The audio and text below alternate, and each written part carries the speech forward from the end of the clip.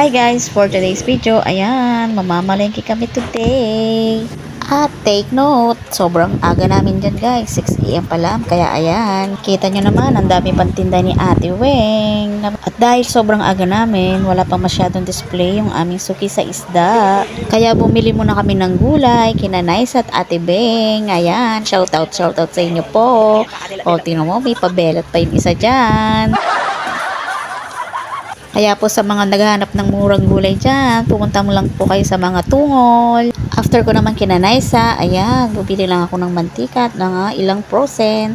At pauwi na kami. Medyo maiksi lang tong video ko guys, kasi nagmamadali na kami. Ayan, pagdating ko ng bahay, nasikaso ko na yung mga gulay, nilagay ko sa mga Tupperware, tsaka yung mga karne. At take note, di po ako yung naglinis ng mga karne at tsaka mga isda, yung kapatid ko po. Hati kami sa gawain. O diba ang sipag niya. So ayan, inaayos ko na sa ref yung mga pinamili namin. Namiss ko rin yung nag-video na ganito. Yung pa-setup sa camera. Yung ganyan. Yung nag-edit ng mga video. Nakita nyo naman sa mga late post ko. Yung nagagawa ko lang. Yung nagluluto ako. Tsaka yung nagre-reels. Yan. Tapos lang ng eme-eme. Kasi nga, diba, last month, yung aking bunso ay nagkasakit. Kaya medyo nag-focus lang muna ako sa kanya.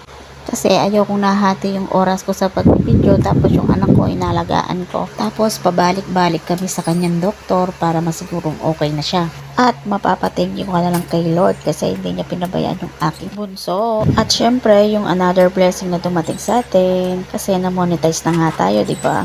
Kaya nagpapasalamat ako sa lahat ng mga sumusuporta sa akin at nagla-like ng aking mga video at sa mga nanonood. Kundi dahil sa inyo, hindi ako mamamonetize sa mga content ko.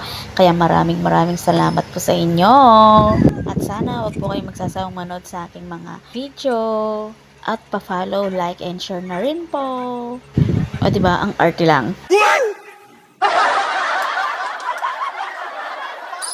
O diba, sa sobrang kadaldalan ko, nakapaglaban na ako. Kasi kanina, after namin kumain dyan, ay sinalang ko na yung aking mga labahin. Kasi nga, katambak na naman. Sabi ko nga, walang katapusan na paglalaban. Kasi nga, tayong mga nanay, wala tayong ibang gagawin kundi magluto, maglaba, maglinis. Magluto, maglaba, maglinis. Ganun lang, paikot-ikot lang, di ba? Ikot, ikot, ikot. So, ayan, natapos ko na rin yung aking paglalaba. Ayan, ginabi na nga ako, di ba? Kita nyo naman yung aking mga bulinggit. Dito pa talaga naglaro. Maraming salamat sa panonood. Oh, Johnny!